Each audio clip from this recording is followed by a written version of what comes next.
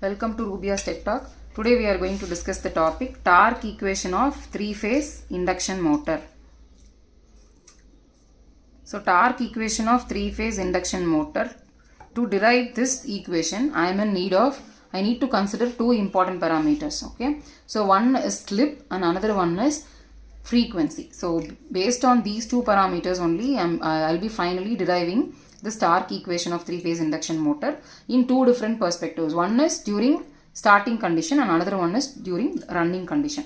So for all the motors like AC motors or DC motors, two important parameters are very needy to consider for which motor I can choose for specific application. Say for example, torque is high, I can go for higher end applications. If the torque is low, I cannot choose those kind of motors for that specific application. So torque and speed are the important parameters for any of the motors.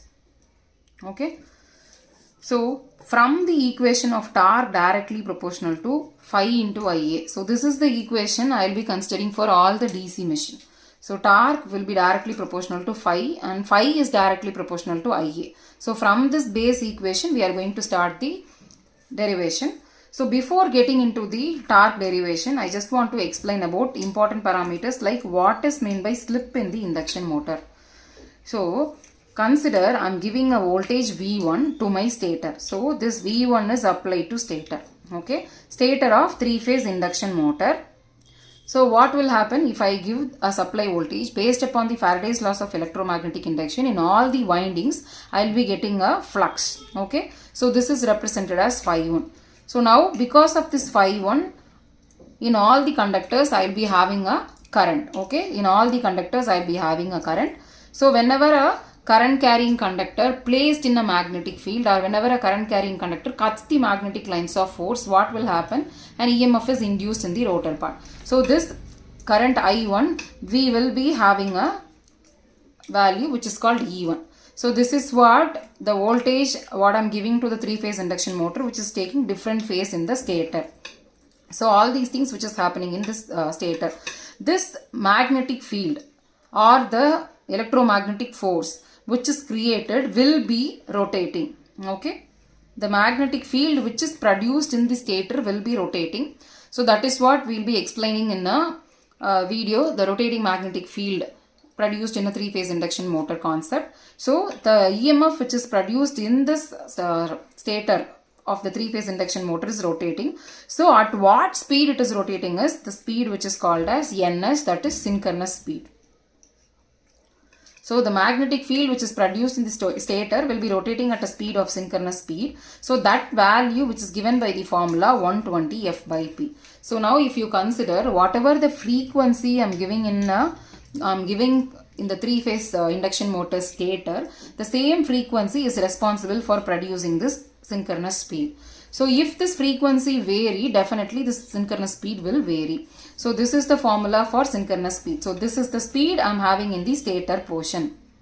So now what it is happening, I am going to derive for rotor.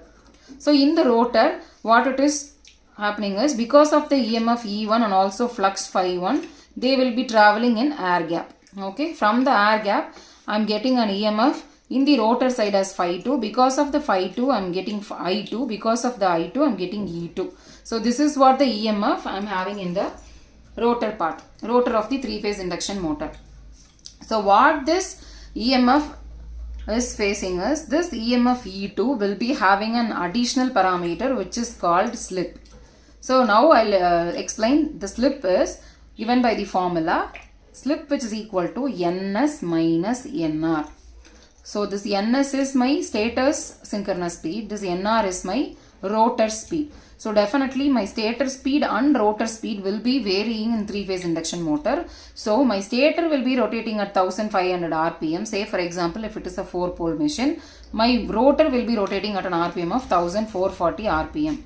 So definitely it will be less than the synchronous speed. So this is what slip. The slip percentage formula which is given by ns minus nr by ns into 100. So important part we need to consider is slip. So definitely my stator and rotor will be having a different speed. So from this we will start deriving the equation, torque directly proportional to phi into I2R into cos phi 2R. So now I think all of you have understood what is this 2R represents. This 2R represents the running condition of the rotor. So because of the slip we previously discussed, this slip will be creating an impact on all the rotor parameters. So because of this slip, all the rotor variables and parameters which are going to take a new value. So first part is my EMF E2, which is added with which is multiplied with the parameter which is called S. So this is what the new EMF E2R represents. So during the running condition of my 3-phase induction motor, I will be having an EMF of E2R, that E2R which is given by E2 into S. Okay. So now what about the resistance of rotor during the running condition? That is mentioned as R2R, that R2R which is equal to R2. Okay. So what about the reactance of rotor during the running condition? X2R which is given by S into X2. Okay. Similarly, my impedance which is given by the formula R2 squared plus S X2 squared. Likewise, I can derive for my current I2R which is given by S into E2 divided by root of R2 squared plus S X2 squared. This is by Ohm's law formula. So this is my EMF E2R. This is my impedance Z2R. So I can mention the current as V by R. So the based upon the V by R formula, I am writing this as S into E2 divided by R2 squared plus Sx2 squared. Now I can give the power factor formula as cos phi 2R. That is, from the power triangle, I can write it as R2 by R2 squared plus Sx2 squared. So these are the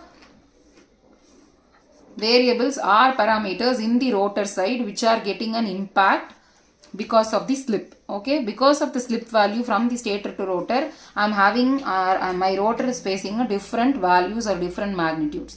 All these things we are going to substitute in the first equation. So this is what our first equation. Now I am going to substitute in the first equation as torque directly proportional to phi into I2R values S into E2 divided by R2 squared into Sx2 squared, and cos phi 2R as R2 into root of R2 squared plus Sx2 squared. So now I substituted all these I2R cos phi 2R in the first equation.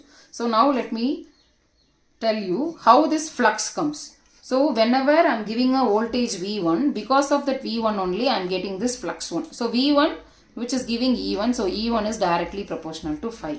Okay. So my E1 is directly proportional to phi. So if I consider the stator to rotor turns ratio, that is what the values or transformation value K, which is going to change the value E1 to E2. So if I consider stator to rotor turns ratio, that is represented as K, I can write it as E2 by E1 which is equal to K. Okay, so E2 which is equal to K into E1. So if I included the proportionality, E2 is directly proportional to E1.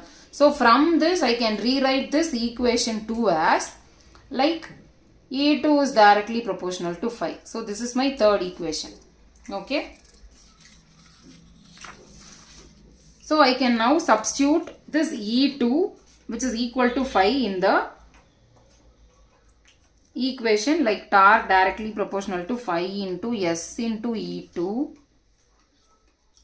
by root of R2 squared plus Sx2 squared into R2 divided by root of R2 squared plus Sx2 squared. So this phi can be now replaced as E2. So S into E2 divided by root of R2 squared plus Sx2 squared into R2 divided by root of R2 squared plus Sx2 squared. Okay. So now this equation becomes torque directly proportional to S into E2 squared into R2 divided by R2 squared plus Sx2 squared. So if I remove the proportionality, what will be the condition? Torque which is equal to K into S into E2 squared R2 divided by R2 squared plus S squared X2 squared. So this is the equation for torque during running condition. So whenever my induction motor is running at a particular RPM, the torque equation takes the form as torque, which is equal to K into S into E2 squared into R2 divided by R2 squared plus S2 squared X2. Thank you.